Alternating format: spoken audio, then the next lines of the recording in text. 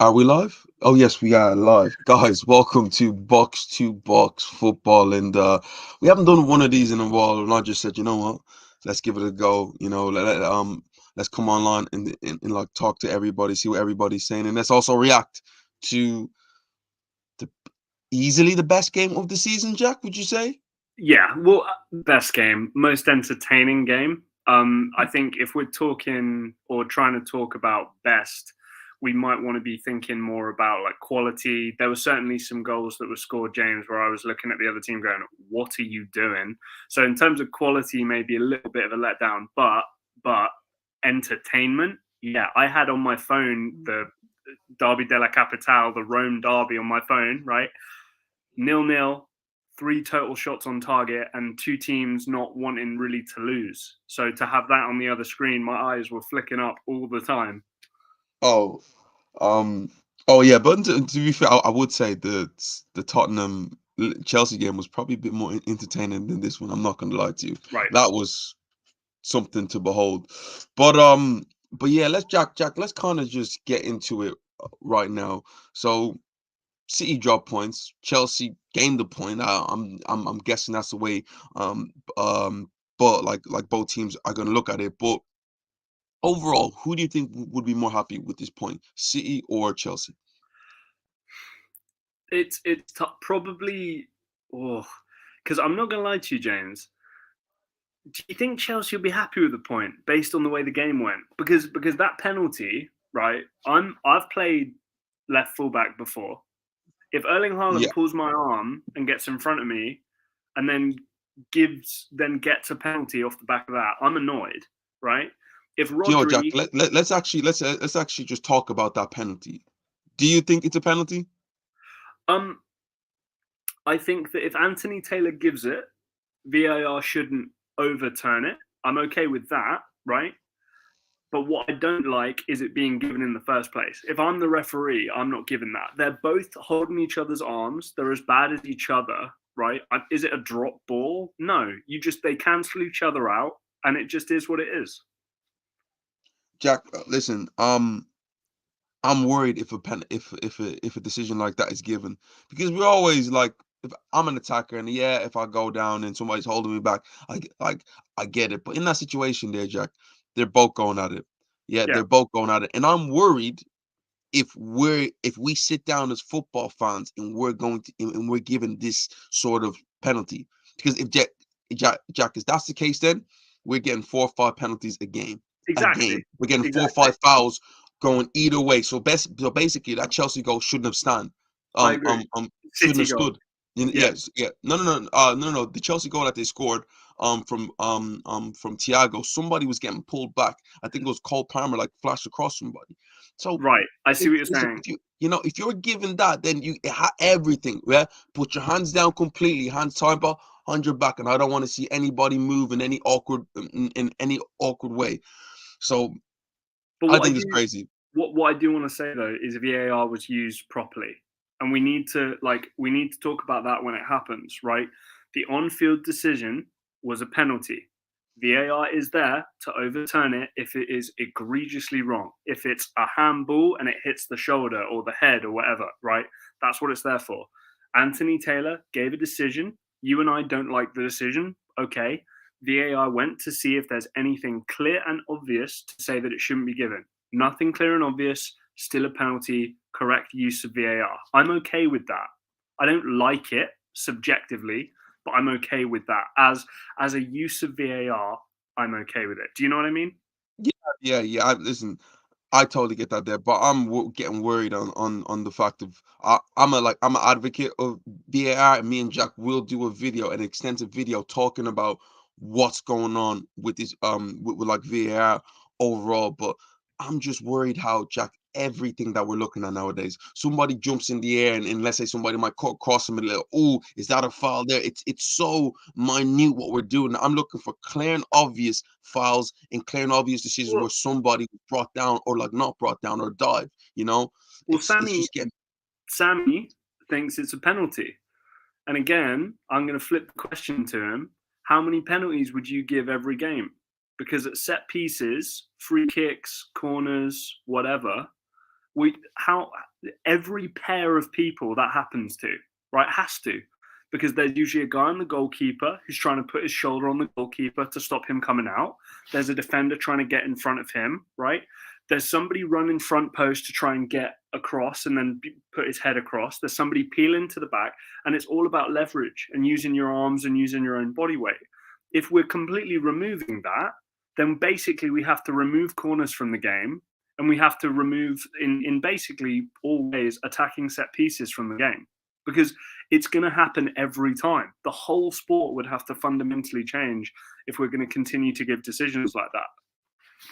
Well, Matt's Man City benefiting off something, but we're not going to complain about it. We're just going to move on to like the rest of the game. So after that decision was given, Jack, I have to say credit to Chelsea, because as you can see, when that happened to Manchester United and like decision was given the other way, granted they did have a few chances there, Right. collapsed. Yeah. Yeah. Chelsea stood up and ended up taking the lead, and fair play to them. I question the fact of how Chelsea lack goal scorers, and granted, like the goal scored only scored one. He did score, but I look around Chelsea, Jack, they got goals all over the Right. field. From defender, from a player like Thiago Silva, Sterling, Conor Gallagher. It seems like everybody's going to chip in. And fair play to them for not, going into the like into their shell in that situation. Because 1-0 down off in my opinion, an egregious situation. Yeah, teams crumble against a team like Manchester City, because you go like that, City go like that, and Jack, you know what usually happens. So, what do you think about Chelsea's reaction after the goal? Well, very, like you said, it's very promising. I mean, James, for a team that's won 1 out of their last 13 home games, I think was the statistic that was flying around. Yeah, I expected them to completely fold, to be honest with you, and the fact that they didn't is absolutely massive. I think again, there's going to be a lot of this couple steps forward, one step back going on with Chelsea and James. I don't know if you would agree with this. I can see it building here. I can see the momentum starting to come in. Again, I hate to say this because a lot of money was spent, but Moises Caicedo and Enzo, right? That's a serious combo that's going to lead well into the future. Cole Palmer cost a lot of money for a kid we've barely seen, but looks like he's going to be that guy. I did not think he was going to score that penalty at the end, and he did. Nicholas Jackson, we can make jokes about he's not an elite finisher or whatever, but James, he's kind of dogged and works really, really hard. The Mahela Mudryk came on, and for that kind of final opportunity, or one of those final goals, he sucked over 4 Manchester City players in an attacking threat on that side of the game. Raheem Sterling looks really hot for the game as well. There has to be. I am really worried about Sanchez, even though he made some great saves in the game. He conceded 4 goals, right? I know. Okay, one was a penalty, one was deflected, not really his fault. He actually played okay. But Sanchez and Thiago Silva's 39, and I don't think Robert Sanchez is the answer and going to be a guy that has Chelsea winning Premier League going forward. So there are still issues. Reece James, when he's going, James is incredible. When he starts flying, it actually hilariously kind of reminds me of Kyle Walker, funnily enough. But yeah, you can see it trending in the right direction, but Man City did not deserve to even draw that game, and they were able to still pull it out, which just shows, what they're going to be capable of. Jack, I have to say this comment from Sammy stood out immensely, because we're talking about Chelsea and how impressive they were, and like he's talking about the fact that we shouldn't judge Chelsea on this sort of result. Let's judge them on teams who play low block. And Jack, he's totally right. When you look at what Chelsea have done against the top teams this season, Stamford Bridge against Liverpool, Jack, it was a 1-1 game where, let's be honest, Jack, the whole flow of the game, they probably should have won. And that was a team that, if they played bad and lost the game, it would have been like, all right. Yeah. Arsenal 2-2 were by miles the better team. Didn't get the victory, but didn't lose at the same time. If they would have lost that game and played bad, people want to say, oh, it's Arsenal. Spurs and Man City, the exact same thing, where there isn't crazy expectation for Chelsea. But if they would have failed, it would have been all right. It's not these games that they struggle with. It's the games against everybody else. It's the games against the low block. It's the games against the Nottingham Foresters. Yeah, teams, think about it. Teams like that, even like Luton's, teams like that who they go against, where they're expected to win, they're expected to put on a show, and we see a struggle from them. We've seen a struggle from Chelsea against a 9-man Tottenham team, and that's to me the biggest question for them. They can perform in the in these sort of games, Jack. In fact, it's probably easier to get up for a big half four game where all eyes are gonna be on you than having to go a 3 p.m. kickoff. I don't know, against Nottingham Forest or I don't know, Villa at home, which Villa are a top team. Chelsea are fine against the top teams. It's a lower league teams. And Simon, I totally agree with you there. That really, really, really trouble this Chelsea team. So I'm not judging them on the big games, Jack. No, but and you know, yeah, again, Sammy's absolutely right on that one, by the way. You know, it lends itself to Chelsea's strengths. What are Chelsea's strengths at the moment? Young, lots of energy, really good athletes across the 11. Across the 11, you look at these guys and you go, Jesus, where were these guys, you know, built from, right? Made out of marble. It's incredible. But when you have a team that doesn't mind doing a bank of 4, bank of 5, and a lonely man up top, right? Who's the creative spark? Who's the guy to break down? Can they be like technical and good in small spaces? I don't think we can see that yet. And again, they're, James, second highest percentage possession-based team in the league at the moment. That they have the second most amount of possession. Now, that's fine, but if we're saying they can't break down teams, you can have as much of the ball as you want. If you're not doing anything with it, then there's a problem. We've seen other teams around them. There are 8, 9 positions above them in the table of teams who've had more success, who've had less of the ball. Because when they have less of the ball, they can then do more without it, and then they are more efficient when they do have it. We know what's going to happen under this ownership model, right? There's been a hell of a lot of selling that's been taking place. James, there's going to be some new signings. That number 10, Christopher Nkunku, will come back at some point, and there will be some more creative guys coming in here at some point to kind of fill in these gaps. We can't just have these out-and-out wingers, Nicholas Jackson, and a double pivot of Caicedo and Fernandes. It's not going to work. So there has to be a bit more squad depth, more development. But again, it means more turnover, more signings, and again, less cohesion, less consistency. Yeah, it's insane. But that's where we're at. We're gonna get back to Chelsea, but I just want to touch on the champions, Manchester City, and it's a game that, coming to the end, Jack, we see Manchester City go out and win these games, Jack. You know, tight game, not really going nowhere, and a player like Rodri pops up and like gets a win, and you're thinking, Jack, usually after Rodri scores, yeah, City go on to win the game, because it's usually like a late winner. It happens.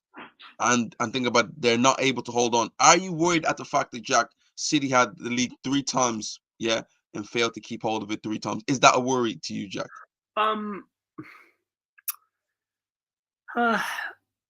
No. If I'm a Man City fan, I'm not worried. I don't think we're not going to win the league, and I don't think that we're still not favourites for the Champions League. Absolutely not. You know, Jeremy Doku, I think there were bright sparks, but he wasn't amazing. He was poor today. I'll tell you, he was really poor.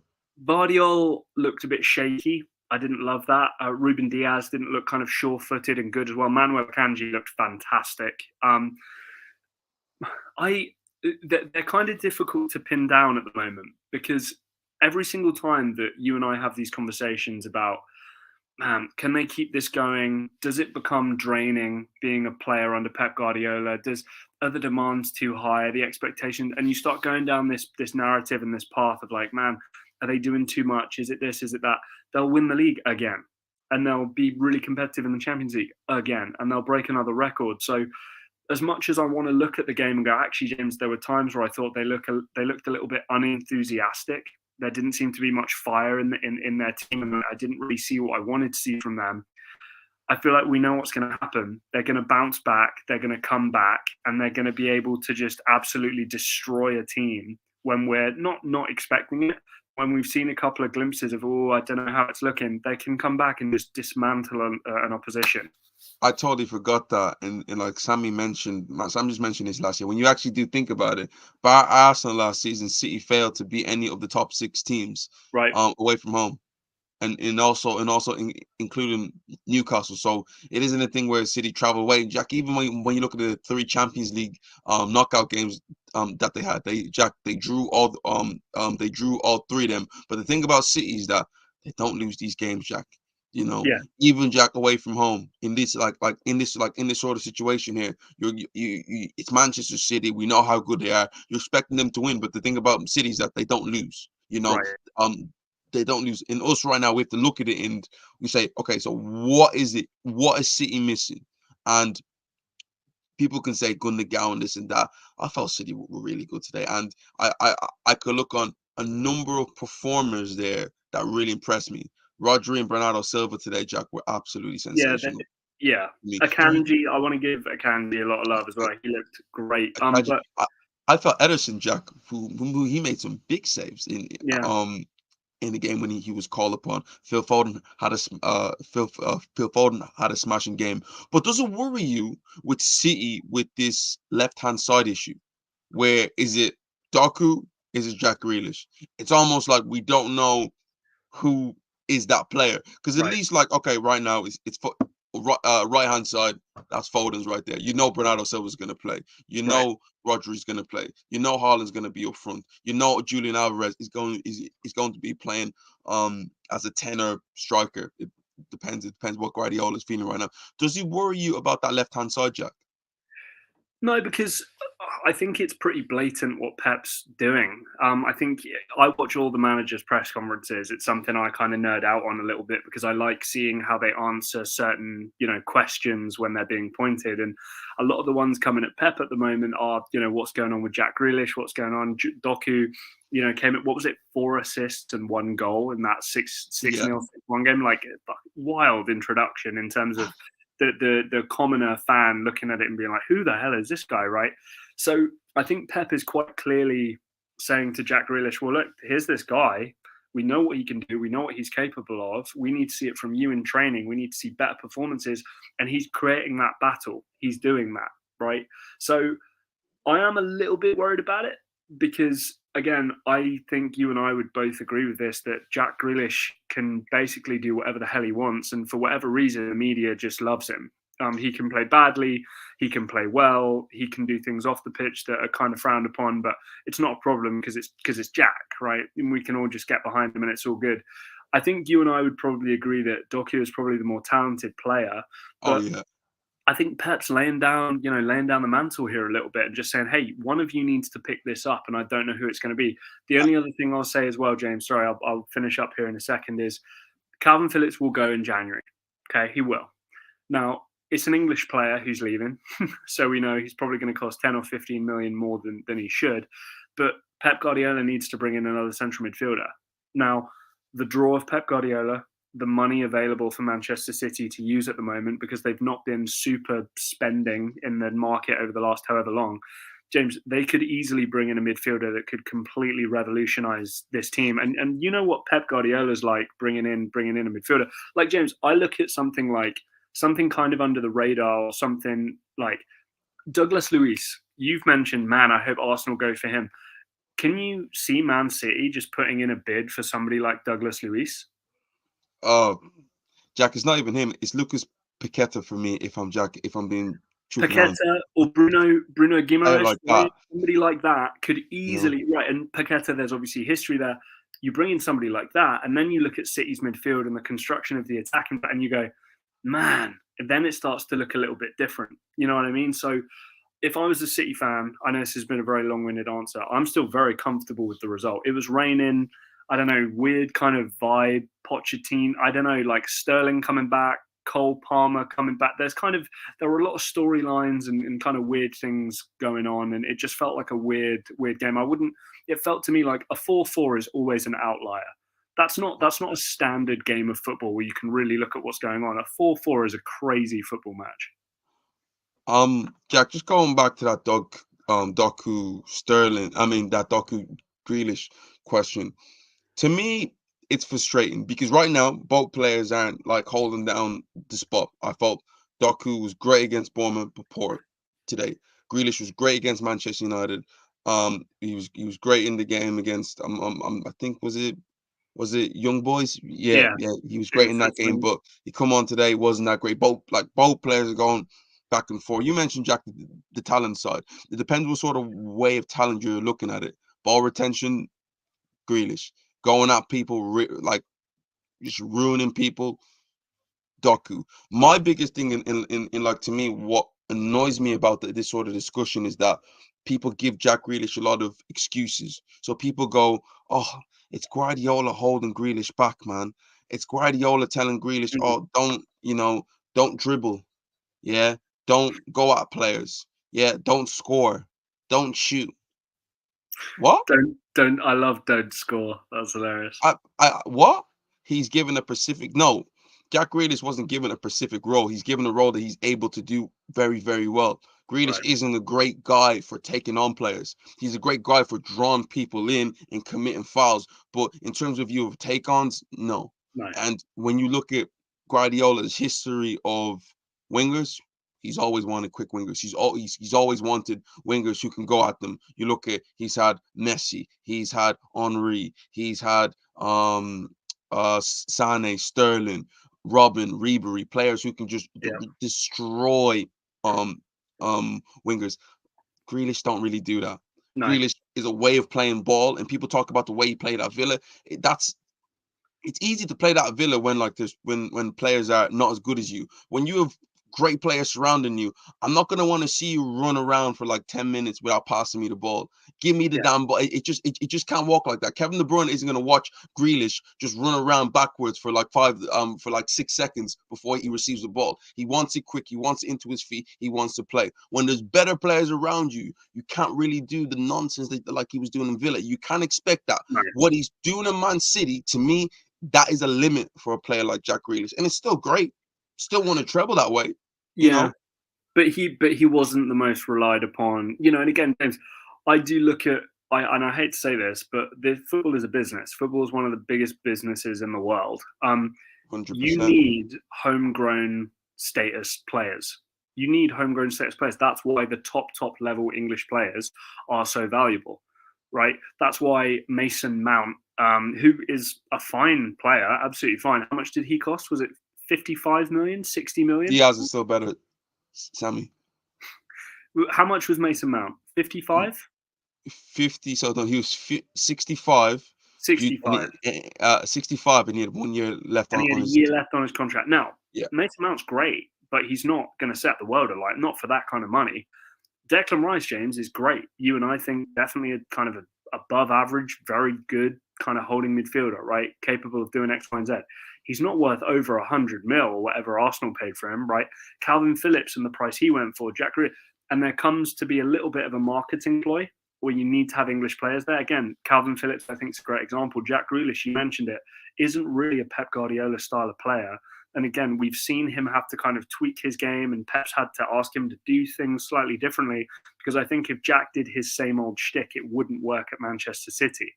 So again, I think they've tried to make it work as best they can. But you see somebody like Doku, who has Pep Guardiola written all over him, come in and have some nice performances. You then start to go, I feel like this is kind of the guy he really wanted.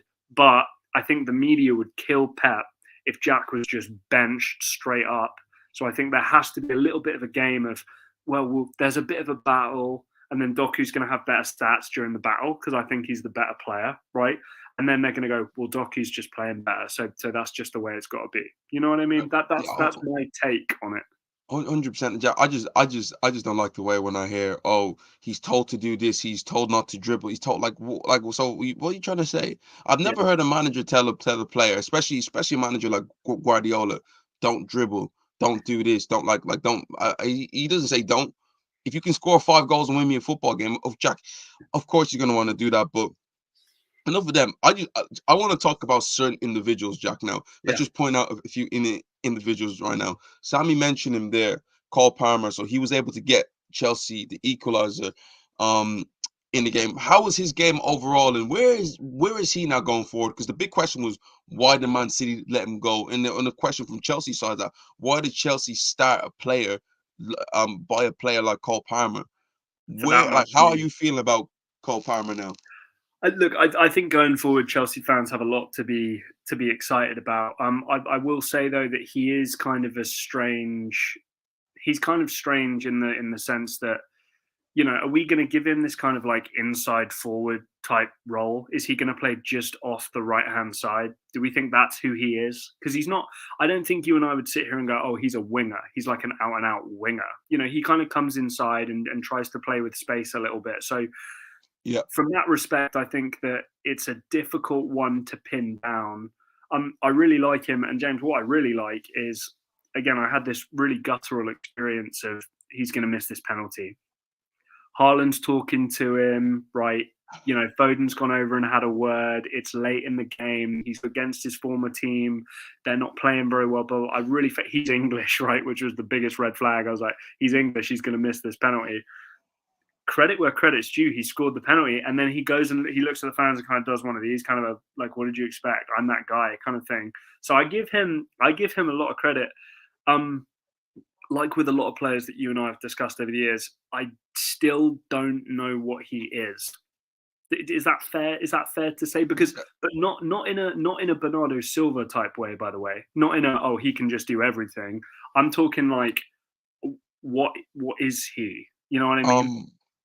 Jack, do you know what it is? Is that if you talk to Chelsea fans right now, they're going to tell you how great he's been, how much Yeah. he's changed the way Chelsea's played. He's been a game changer. And don't get it twisted, Jack. He has been good for Chelsea, but I think he scored like 4 or 5 penalties. You take them out, is the love for him that much higher? Sammy compared him to Riyad Mahrez. I think he's nothing like a Riyad Mahrez type, because Riyad Mahrez to me had a box of stuff. He can go both ways, in, out. While Cole Palmer's, when I think the first thing I look at it is that his ability to receive the ball, cut inside it, and like he has that finishing there.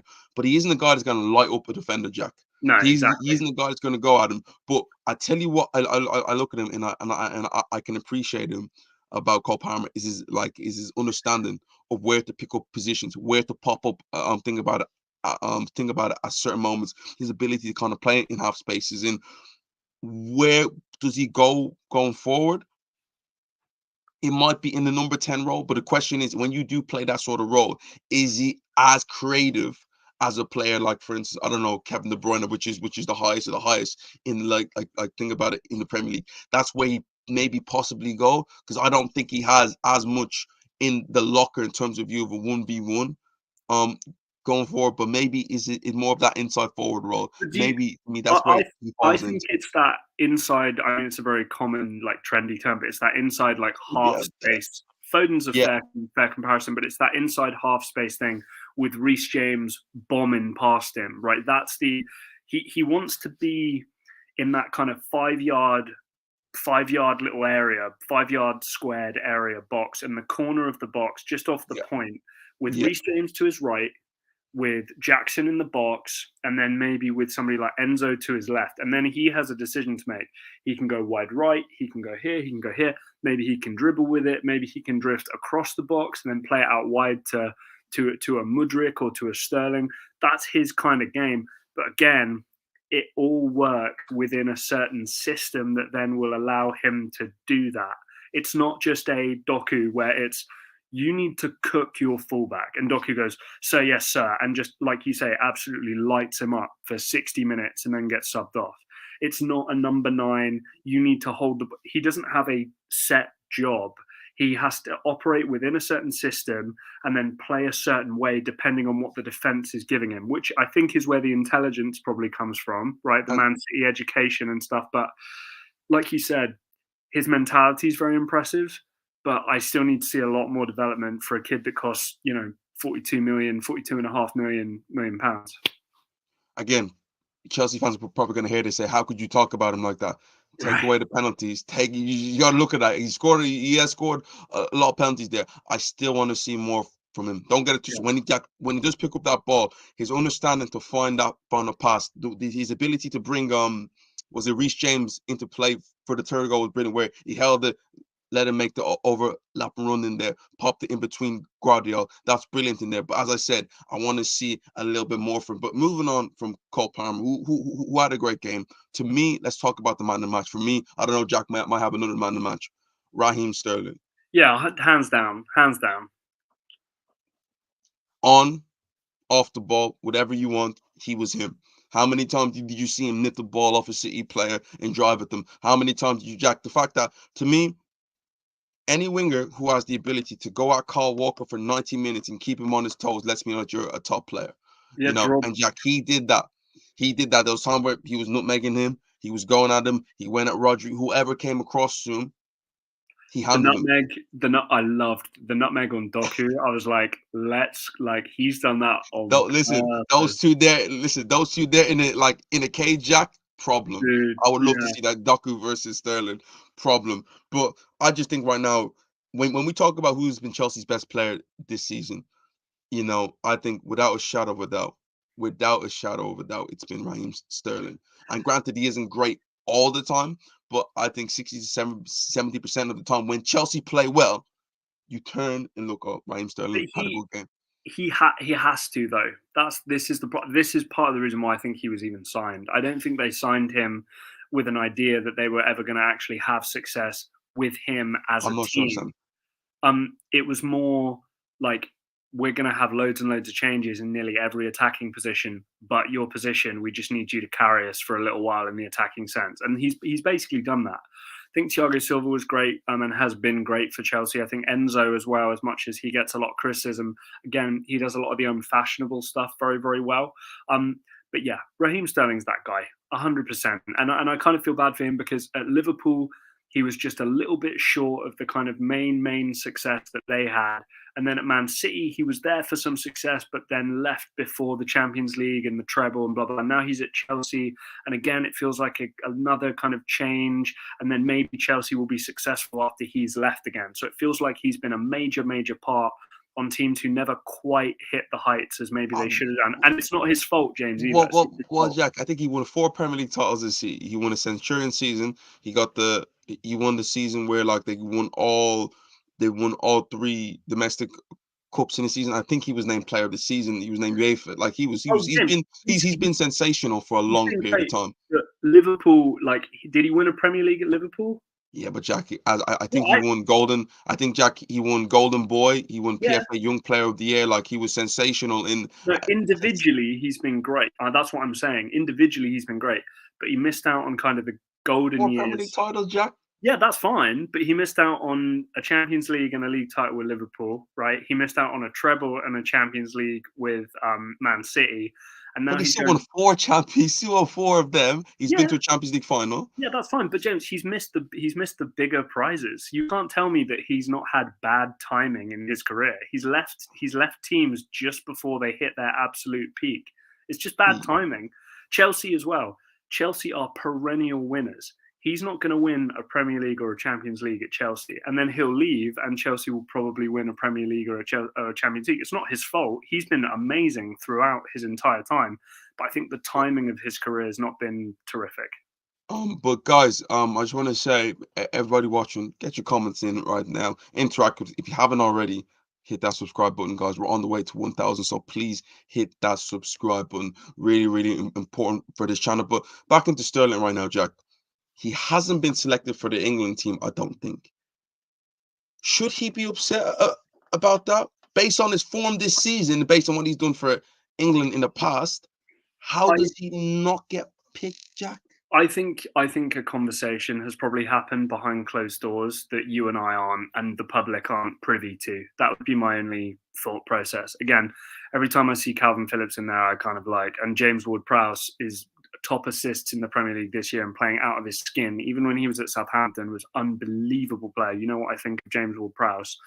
Him not being in is ridiculous. Raheem Sterling in the same way. It's absolutely ridiculous. So it makes me think, though, James, that a conversation's been had between him and Southgate, where Southgate's maybe saying, look, here's what I'm trying to do. Or, do you want to be involved against North Macedonia and Moldova, whatever the games are? Like, and maybe Sterling's, maybe because he's a senior player, maybe Sterling saying, you know what, no, I'll obviously be there for the Euros. That'd be great. But I kind of want to miss out on these if that's okay. These are the kind of adult conversations that happen with top level internationals.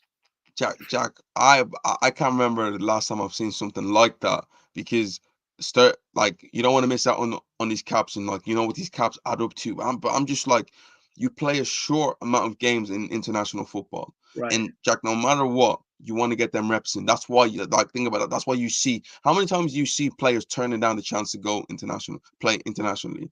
9 times out of 10, especially for a team like England, players want to play. Yeah, and for a player like Sterling, who's used to always being in the camp, you trying to tell me that he's going to wait a whole year to be selected for that team? Well, if you're a player like, let's just say, for instance, I don't think he should go compared to Sterling. If you're a player like Marcus Rashford, who hasn't played well this season, yeah, are you expected to play ahead of a player like Sterling, who has been No, absolutely sensational?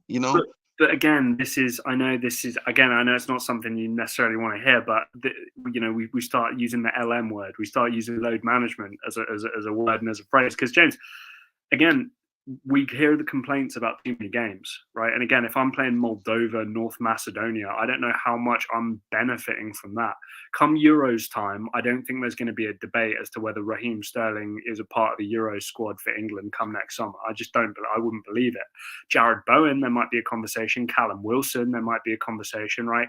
Not Raheem Sterling. That would just be my initial thought process, because there's absolutely nothing that makes sense to me as to why he wouldn't be picked out of his ability. It would be more of a case of again, it's just my opinion, but I would guess, opinion prediction, I would guess a conversation has gone on behind closed doors that we're not privy to. That would be my only thing. Now, guys, we're just gonna move on and just talk about the rest of the fixtures of the week, because we are going into international break. The rest of the results for the whole week, we are going to international break now. Boo-hoo! I'm sad, just like you. Just want to get up all the results in right now, Jack. Spurs 1-0 up. Also, I was playing the game and I Look heard at James Spurs were 1-0 smiling. up. Look at the You smile know, happening I'm up there. just guys, I haven't done anything, I haven't listened. I'm a football lover, Spurs 1-0 up, 90th minute, you know what happens. They Spurs it up and Wolves win 2-1, Jack. It's terrible.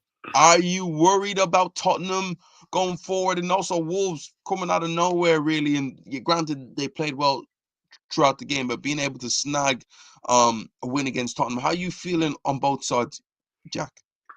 Credit to Wolves, but again, I think similarly to Newcastle and to Manchester United as well, James, injuries make a huge difference. It's not an excuse from a standpoint that we can't say that the only reason we're here, because I think you always think that you can do better.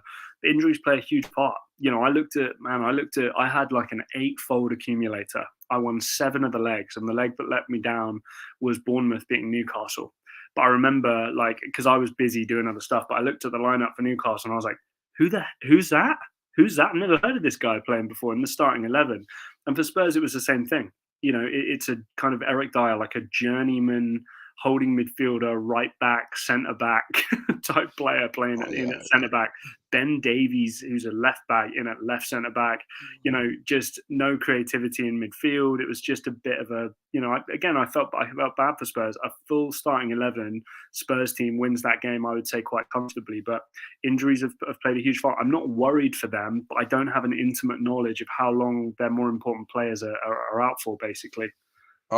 Jack, I'm worried for them, because at the end of the day, Jack, this game in football, the game don't stop. You got to constantly keep on going. I think probably one of the bonuses for them is the fact that there is an international break, Jack, and this gives players time to heal a little bit more. And the fact that a number of players will not be playing international football who are injured, probably a bit of a bonus for the Tottenham team overall. But if they get back and they still have it in like they still put out a team like that, just looking at another L, another L, another L, another L, coming their way. But Jack, Wolves on the other hand, fair play.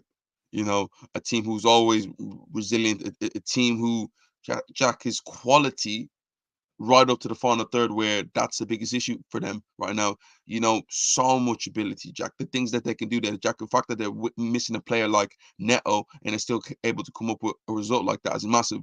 And the biggest thing is just the ability to find the end product. Big up to a player like Lamina, who's kind of been here, there, and everywhere now. Hopefully, he can find a place where he can settle and start playing regular football again.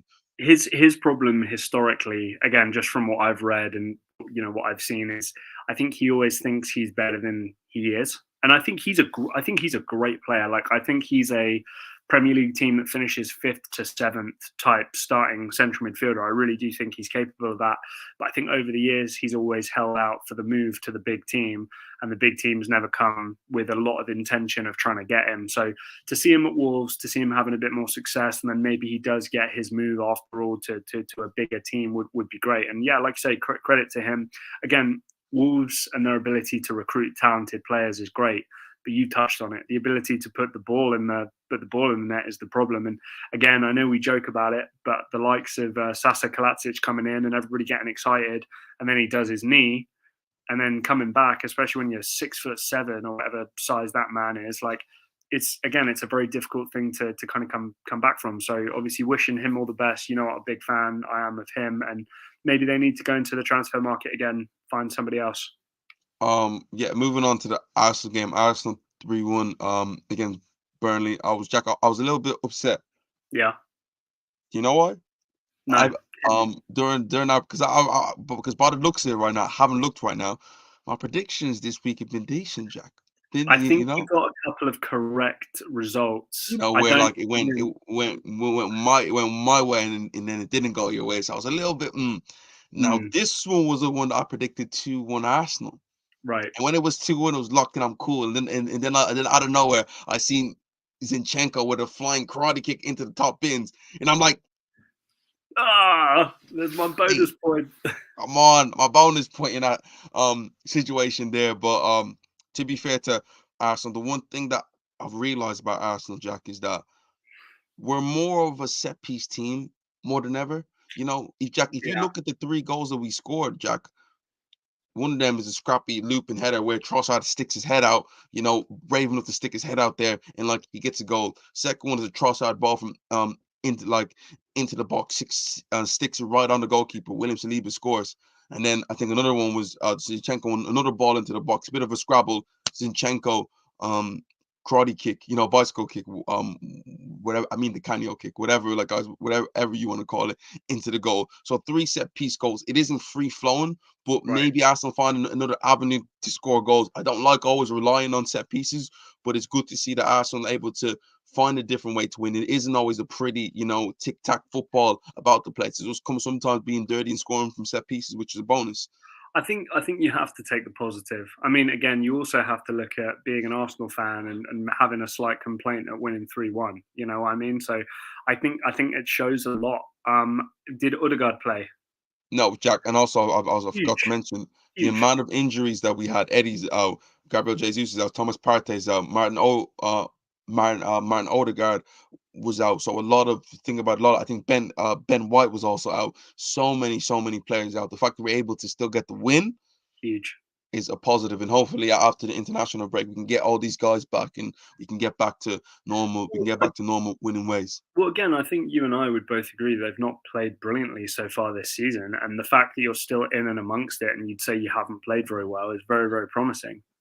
So, yeah, look, I still think that there are a number of starting 11 positions for Arsenal. I just don't think this team can win a Premier League, but I think that if you're capable of not playing well and still picking up 3 points, you know, across the board, then happy days, you know.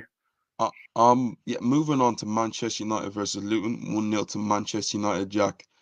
So somebody brought up this stat, Man United are the form team in the Premier League in the last 5 games. They won 4 out of their last 5 games, and I'm like, yeah, right. It's like maybe Google form, because if you're talking about points, that's a factual statement. Good for you, but it's like you haven't watched the last 5 games. That's been the issue. Jack, I'm talking about. Jack, let's really point it out right now. Fulham, a last-minute winner from Fernandes, where, you know, Bernd Leno, to me, should do better there. Luton, 1-0 win, a centre-back goal. Yeah. Was it Burnley, Bruno Fernandes, incredible goal, but Burnley had enough chances to me not only to get a draw, but to also win the game. Sheffield United, Jack, which was a part of that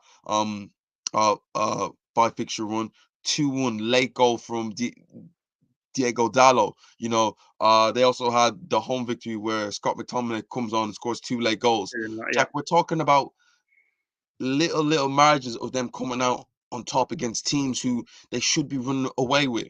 And Totally. Jack also take it back to the Champions League, Copenhagen. They've had two like even is it Fenerbahce? Was it no Galatasaray? Galatasaray. You know, Jack, at home you should be winning these games. If I'm just struggling, yet to just find a way to even get past these teams is a worrying. The form is cool, and if you want to look at just form, cool.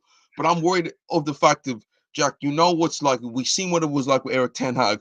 When it's bad in the game, it gets really bad. That's why, Jack, we've seen a 4-0 against Brentford. We've seen a 7-0 against Liverpool. We've seen a 6-3 against Man City. Man City beat them 3-0. If they play Liverpool, and Jack, they play like this, what's Liverpool going to do to them? Look, they're going to bend them over. You're absolutely right, but Eric Ten Hag bought Andre Onana to play out from the back. Manchester United haven't had their starting 11 at any point this season. And forget starting 11, they haven't had their back five start a single game this season. And I think for Eric Ten Hag, the whole point is, because he brings this up in every press conference and every interview, it's about rhythm, consistency, and cohesion. If it's not Onana, Shaw, Lisandro Martinez, Rafael Varane, and then Diogo Dalot, if that's not the starting back five, they can't do what he wants to do. And you have to bring in Johnny Evans, you have to bring in Harry Maguire, you have to bring in this guy, that guy, blah, blah, blah. So I still think we're waiting for a fully fit team. There's lots of injuries across the board. And again, they've made the most of these slightly easier fixtures. I think I only caught the highlights on YouTube. I didn't actually watch the game, obviously. But there are a few close chances. But again, James, it's Luton Town at home. That's got to be worrying for you going forward. And I will still say, because again, I think I saw a tweet, the next 5 games or so aren't too crazy. I think it's going to be against a weak Newcastle United team is in there. There's a couple of the Champions League games. And again, it's other football teams which they could potentially still sneak by and beat. So I'm not giving up hope on this Manchester United team making 4th, 5th kind of area. And I do think injuries have played a huge, huge part. But James, with the players still available, it's not good. I do understand you're mentioning the fact of defensively they've had a lot of injuries, but that doesn't stop your attackers from only scoring 1 goal in the Premier League. Rashford has only scored 1 goal. Anthony hasn't scored. Rasmus Højlund hasn't scored yet. Anthony Martial hasn't scored yet. Jadon Sancho hasn't scored yet. There's a number of Mason Mount hasn't scored yet. There's so many Manchester United attackers. Forget about going like Jack, what's going on defensively. We're relying on not only are they relying on their defenders to defend, they're also relying on their defenders to score goals. Rafael Varane, Lindelof, Diogo Dalot, Harry Maguire, those are the guys popping up with goals from Manchester United. But James, I think the point is, though, that because the defence isn't sorted and they can't play out from the back, they have to do direct long ball football, which lends itself to goals from Harry Maguire, Victor Lindelof, Scott McTominay, the big physical guys. That's why we're seeing these kind of scrappy goals out of nowhere, because Eric Ten Hag can't do what he wants to do in terms of his play. Now, again, if all those guys come back and we see Shaw, Martinez, Varane, Dalot, and Onana, and we can see it start to build, we can then judge a little bit differently. But you made the point. I think the latest rumor I saw is that Martial, Anthony, and Sancho are all available to be sold in January. And Jim Ratcliffe comes in and they're trying to sign players. But yeah, it's that statistic about the most informed team in the league. It's like, you guys aren't watching football matches because it is far from pretty. James, are they 7th or 6th with a -3 goal difference? It's like if you're a Manchester United fan, come to Old Trafford, it must be depressing watching, but knowing that you're possibly going to get the win, but it's going to be the most drawn out, the most boring 90 minutes that like you can get to, in like, granted you might squeeze over, but once you know that you go against top teams, it's going to be an issue going forward. Just gonna move on to another game right now. I'm gonna talk about this. I didn't actually get to watch the game, but Jack, Newcastle, after another disappointing Champions League result, going away to Bournemouth and losing 2-0. Jack, what's going on with Newcastle right now? Granted, there is a lot of injuries there at this moment of time, but where are Newcastle out, and like, should Eddie Howe be worried? No, it's injuries, and again, you know that I just talked about the fact that we can't use injuries as an No, they excuse. did, Sammy. It was Like 1-0. we can't use injuries as an excuse in this circumstance. Yes, we can. It's ridiculous. It is a laundry list of injuries at this point. um Again, I just talked about the Manchester United back five, including the goalkeeper, and a lack of cohesion and trying to play out from the back, which is what the style the manager wants to do. Try a lack of cohesion across the entire pitch and just trying to throw you know what at the wall and see what sticks. um I I think that they'll still be disappointed to lose to a Bournemouth team, but we have to remember it was away from home. And James, I don't know if you can get the starting 11 up in front of you. I don't know how well that starting team does in the championship, So you let got alone Mikel anywhere Am else. so you got the front three of Joe Linton, Anthony Gordon, Mikel Almiron, So Lewis. Joelinton is a central midfielder now, and you've got him playing striker, right? That's not good, right, as a starter. But yeah, sorry, So you have Lewis Molly. He doesn't have a picture, so I'm guessing guessing he is an academy player. right. Sean Longstaff and Joe Willock as the three there. Um, Championship midfield. fair no, no, listen. I think Joe Willock is Willock's um, fine, but Willock combined with Longstaff and a guy who doesn't even have a photo, that's a championship central midfield. The attack, there's a guy playing out of position, and then James, the defense again, you can't just totally rely on Kieran Trippier to do all your work for you. So look, I'm not going to read too much into it for Newcastle. We need to start getting guys fit to see what they can really do. You know, missing Isak, missing Callum Wilson, big losses for them. Tonali not there, Bruno Guimaraes Huge. not there. Yeah, a couple of really, really big misses for Newcastle overall. Not gonna use that as an excuse, but if you're a lot of teams, as I much as am. you don't want an international break, Jack, I think a lot of teams do need it. With the amount of players that are out at this moment in time, a lot of teams are probably needing an international break. And Yeah. Jack, last team we're gonna talk about Just Liverpool. just just very quickly, Sammy's comment on Bournemouth deserving it. I have no doubt Bournemouth deserved it, but I have no doubt that it's players who've played with each other multiple times over the course of this season. Have a little bit of cohesion, playing at home, have a way of doing things against a team that's just been like thrown together at the last minute. So yeah, I'm not going to read too much into Bournemouth or Newcastle from that game. But yeah, sorry, Liverpool. Jack, last game that we're really going to talk about, Liverpool winning 3-0 against Brentford. They are now second Was in it the league, was it 3 same 0 or 3-1? 3-0. It was Yeah, 3 yeah, 0. it was 3-0. Two goals from Mo Salah and another goal from Diego Jota in there. Liverpool are 1 point behind Man City, and I'm thinking about it, and are joint second at this moment in time, but also with a goal difference of plus 17. Arsenal have a goal difference of plus 16. So they're beating Arsenal on that manner right now. But do we consider Arsenal title contenders? Um, yeah, I think you have to. I No, mean, no, no, no. I actually do you like. I'm actually do you consider Arsenal title contenders? I think you have to, but I'll be honest with you. I think that it's I think Man City are in a tier by themselves, and then Okay. Arsenal and Liverpool and maybe even Spurs maybe are in that kind of tier below. I really don't see anybody competing properly with Man City at the moment. If we consider Man City to be, I mean Liverpool, Arsenal to be in a title race, there you have to consider Liverpool. Oh, You know, 100%. you Liverpool are more likely than Arsenal. I don't know if you want to defend that or not. I think Liverpool. Jack, I totally agree with you here. Here's a team right now who have a lot of players who felt the success, who understand what it's like to get over the line. Jack, Right. the majority of the spine, bar the midfield, is still there.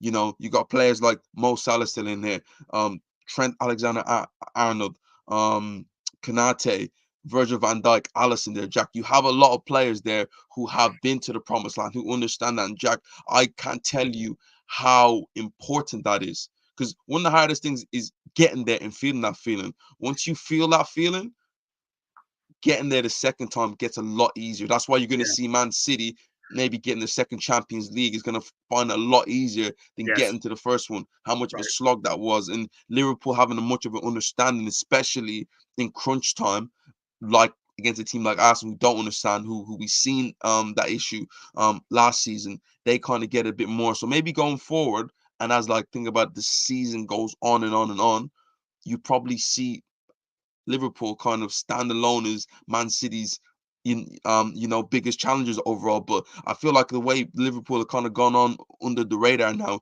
you look at the game with 12 games gone now, you have to consider this Liverpool team with that attacking talent going forward and consider them big title challengers. You know, Jack. 100%. Every home game, I don't really think it matters who it's against, is basically a guaranteed 3 points. I mean, it's not weird because you and I both know why, but at Anfield, they're a different animal. Now, away from home, I think they can get unstuck, and I think it can be tricky. And I still think it's quite a thin squad. So I still think there are a couple of injuries. If they had the injuries that a Newcastle United, a Manchester United, a Spurs were having, I think they'd be in serious trouble. But I think as it stands, with everybody kind of fit and firing and looking good, a January transfer window around the corner where they might think, oh, maybe we got a shot here. Maybe we do have an opportunity they can add to the squad as well.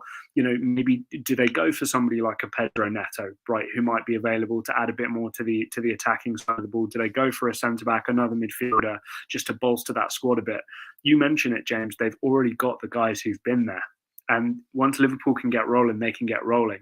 And with somebody like Jurgen Klopp, you're just adding extra to that fire, adding fuel to the fire. Because once he starts getting passionate, we start seeing the stuff in the crowd, and we start him getting fired up. It's very infectious, and Liverpool can easily go again. With City looking how they looked, by the way, that's the kind of thing. Liverpool haven't had that kind of lethargy in a while. Liverpool seem and to feel ready to go again. I feel like this is a massive game straight after the international break, and let's see how both teams next game for Liverpool and Man City. Both of them, it is at the Etihad, so you probably are gonna. I feel like, Jack, how key where the game is played is massive winning this game, because if this game is at Anfield, you're going for Liverpool, probably, without a doubt. Without a doubt. City struggled there. They think they've only won once there in the last 25 games, right? Or so. You look at other way, the Etihad, Man City steamroll anything that comes there. No, Jack, no matter who it is, and Jack, a couple times that they played Liverpool in there, they've steamrolled them 5-1, 4-0. Even last season, Jack, I think they won 4-1 or like 3-1 there. So wherever the game is played, it seems to the pendulum really swings to the home side. So as the game is in the Etihad, Jack, you're gonna look at it and say City are the favorites going in there. But if Liverpool can somehow pull off a victory there, do you look at it and go, are this team favorites, Jack? Because we haven't really seen. The one loss that Jack they had this season was a very contentious loss against Tottenham. Like Jurgen Klopp was going to look at the season and be like, we played 12 games and been happy all 12 times. Of course, like. I just think City are in a different class. I just do. Look, I think Liverpool can get hot and they can get streaky, and that they'll can continue to push, and that'll be a really nice challenge for the top four. I was texting friends before going live here. James, I expect Chelsea to start picking up more points. I expect Newcastle to get fitter and start picking up more points. I expect Man United to get fitter and start picking up more points. This kind of top 7, throw Villa in there as well now, you have to, right? This kind of top 8 thing we've got going, potentially 5 Champions League spots available. This is going to be a fascinating, very, very interesting league at the moment. Villa, once they get rolling, look kind of unstoppable too. So there's a lot going for them. I can't not back the pedigree of Man City. And James, let's get into the weeds of that game very, very quickly, right? That right-hand side defensively for Liverpool, Doku has to start. Surely Doku has to start, right? And then what did Sammy say? Honestly, that is Enzo. Jesus Christ. We're not slating Endo here. James, we have to look at that right-hand side defensively for Liverpool and somebody like Doku playing, right? And then you can also maybe look at, you got a Virgil van Dijk versus Erling Haaland little matchup. That's going to be kind of tasty and kind of nice too, right? Somebody maybe like Darwin Nunez against all of those fantastic Man City defenders who are big and strong and powerful as well. Are they going to be capable of picking up somebody like Dominic Szoboszlai, right?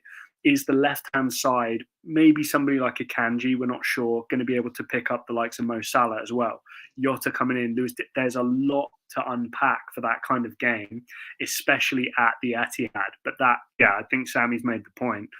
Doku against that Liverpool right-hand side, ooh, that's interesting. But guys, just coming up to an hour right now, Jack. Just final thoughts right now.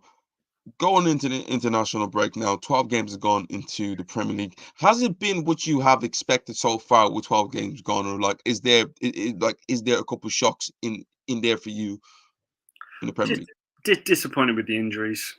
And I think I think you know my thoughts. I think that largely speaking, the complaint of the amount of games is rubbish. Generally speaking, I think that there's plenty of rest days. Your whole job is to perform and rest. Those are your, this is not overly a physically demanding game compared to some other things that could be. I know it's at the highest level, but there are more substitutions than ever. There's a lot of rest and recovery. So I remember initially thinking, what are these complaints about loads of games? I'd love to play a football match every 2 or 3 days. That'd be amazing, right?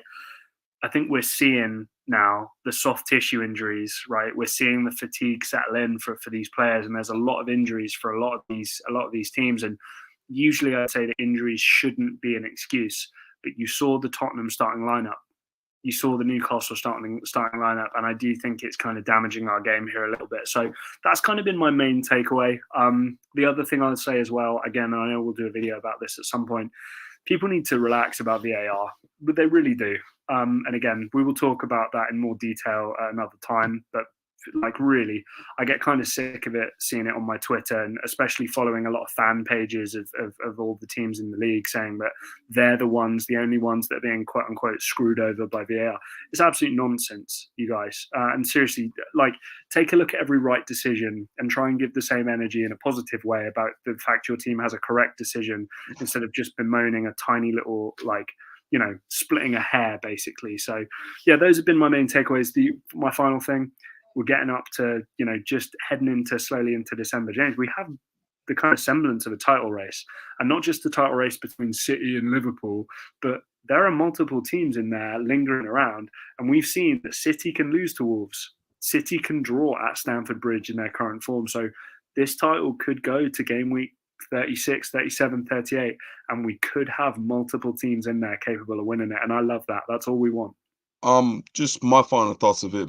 Me going down to the bottom 3 right now. The bottom 3 are the 3 promoted teams, and going forward, will that change right now with Burnley with 4 points, Sheffield United with 5 points, and Luton with 6 points?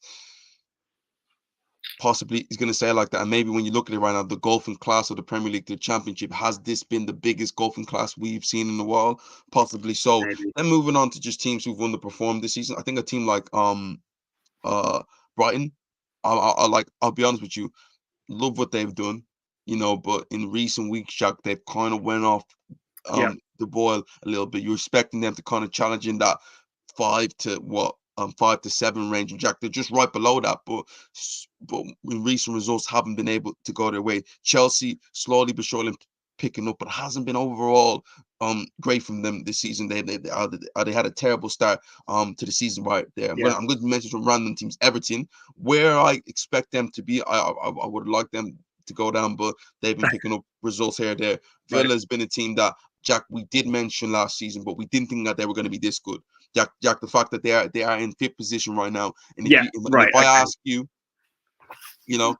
if I ask you, like at the start of the season, Aston Villa in 5th position going in for a because that 5th position is ultimately a Champions League spot right now. So somewhere like what? Somewhere like 7th, I'd have gone, yeah, because seriously, I had so much faith in them and some of the signings and their manager. I really was like, whoa.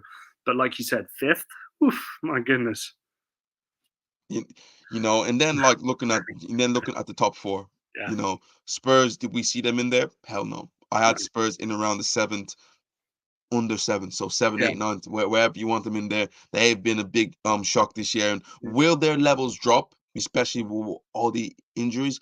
I wouldn't be surprised. But what Ange's been able to do to that team, fair play to them. And then to me, the top 3.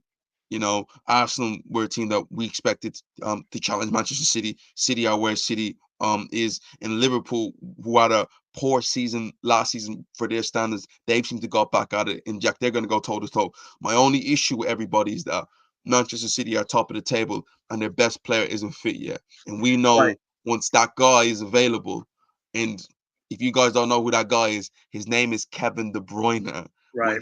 When he gets fit, and especially Jack, crunch time. And Jack, I look a lot of fixtures. They're probably the second game at the Etihad is going to be Arsenal. They're going to have Manchester United coming to the Etihad. They have a lot of teams coming to their place, and that's a big issue. You Yeah, know, second thing about it, second games at the Etihad, City can really crush teams at this moment of time. So teams really have to. Sammy said it to me on a number of occasions. Need to find a way to get ahead of City, because the one thing for City is that you never want to chase City. no. It's almost impossible. I don't think there's been a team who stopped City when they have been chasing them. They've always found a way to win, even when it's tight. Once if they get ahead, can they stay ahead against Manchester City? And that's going to be the big issue. Again, I think you're absolutely right. I think if we're separating, if we're separating the league into tiers now, City are number one by themselves. I don't think there's anybody that truly can compete with them at the moment with Pep there. And again, the best number 6, the best number 8, stroke 10, and probably the best number 9 in the world, all in the same team is just ridiculous. Liverpool and Arsenal, you've got to probably put in that tier below them. And then that tier 3, I think you can throw 4, 5 teams in there. But what does that mean? Well, that means that maybe we've got 1 or 2 Champions League spaces up for grabs. But I think the champions, again, it is going to be a 4th in a row. And James, I think what we really have to do, I know it's silly saying this in November, saying like that it's over, but this is the best Premier League team in the history of the competition. Back to back is hard enough. 3 in a row is hard enough. 4 is ridiculous and something, famous last words, but something we may not see again. And James, if Pep's around for the 24-25 season, I don't see any reason why they won't win 5 in a row. I really don't. Jack, Something's got to be done. Something's got to be done. I'm going to say this right now. If Man City wins this one and they go 4, I have no doubt about it that Guardiola's going to come back the next year, and if he does 5 in a row, I think he might as well retire, and we might as well have some serious conversations about. We already know he's, in my opinion, the greatest coach of all time, but in terms of view of Premier League GOAT, it's a ridiculous like the crazy what he's been able to do, right, is have questions like this have one answer. Like if I gave you all from here or from even the beginning of the season, if I give you all 19 other teams or just Man City to win the league, who would you pick? Man City all the way. It's so much. It's not even you could. The only way they're probably going to win right now if they just combine together to beat City. Because damn, Jack. But guys, credit where credit's due, and we got a 4-4 today at Stamford Bridge. Wolves beat them recently. Football's a crazy game, right? Funny old game. That's the old expression. So let's hope that's not the case. But if that is the case, we just have to bow down and show our respect. Somebody got to catch him. Liverpool, Arsenal, please catch him. Yeah. Guys, comments down below right now. Thank you all for watching. The people up in there. Sammy, appreciate you commenting. Guys, if you haven't subscribed already, please hit that subscribe button, guys. This is Box to Box Football, Jack and James. And guys, we're gonna try and go live a lot more, but you gotta let us know if you want to see that. Thank you for watching, and guys, we'll see you next time. And we are out of here, guys. Also hit that subscribe button. Subscribe. See you guys. Appreciate you.